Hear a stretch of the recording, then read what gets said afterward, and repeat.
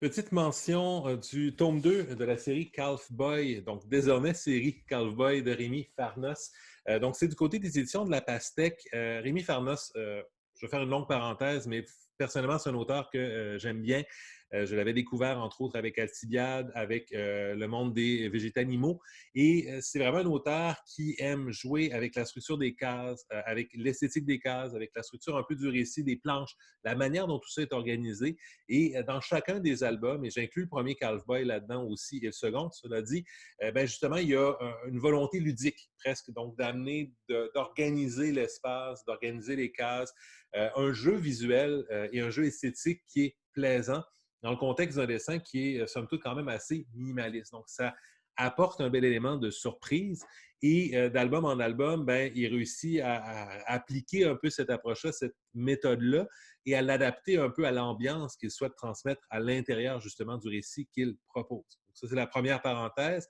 La deuxième parenthèse, je dois dire aussi que j'ai beaucoup aimé le premier tome de Calf Boy, donc qui était une relecture sympathique, drôle, amusante, originale de la sphère justement du western. On se retrouvait avec deux frères, deux frangins, un des deux qui a trop bu un beau soir et qui boit trop de manière régulière et récurrente et qui en est arrivé à perdre donc un trésor, un butin qu'ils avaient accumulé. Donc, il l'a enterré, on ne sait trop où, il l'a perdu.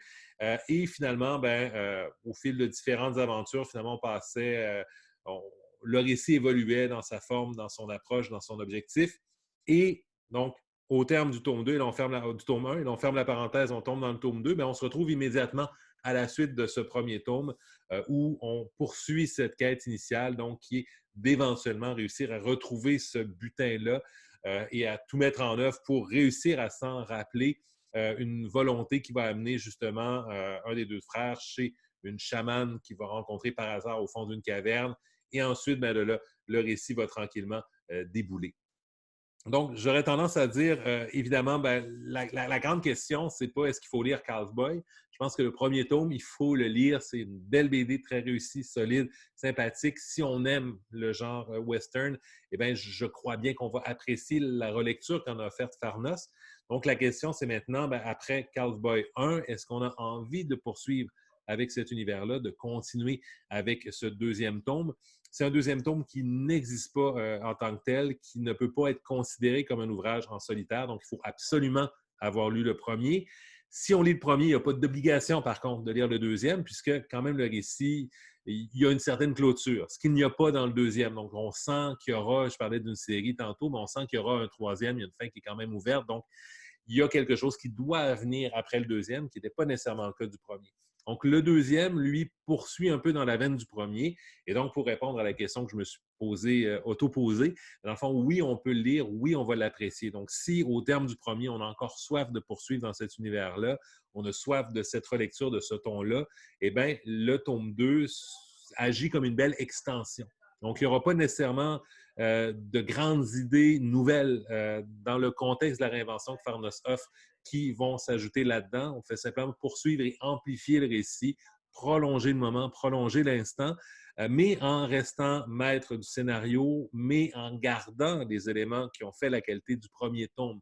Donc, on n'est pas devant une œuvre inférieure, on est devant simplement un prolongement qui réussit à maintenir cette qualité-là. Alors, donc, si on a envie de prolonger le moment, je le redis, c'est le mot du jour, eh bien, on peut replonger là-dedans et retrouver donc avec plaisir le dessin minimaliste, les cases et la mise en page imaginative de Farnos, la manière par laquelle il a de présenter, d'organiser le récit. Donc, ça reste d'un point de vue visuel encore un récit qui est très, très beau, même si très simple en apparence peut-être dans la facture des personnages.